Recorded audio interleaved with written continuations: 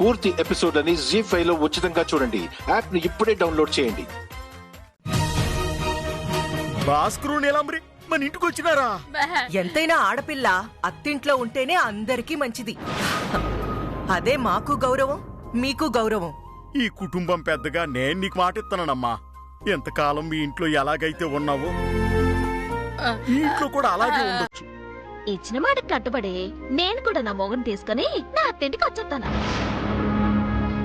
ఇరుగు దిష్టి, పొరుగు దిష్టి, నా దిష్టి, ఊళ్ళో వాళ్ళ దిష్టి, నా గుండు తమ్ముడు దిష్టి, పని వాళ్ళ దిష్టి, ఈ కాకినాడ మొత్తం దిష్టి పోవాలి.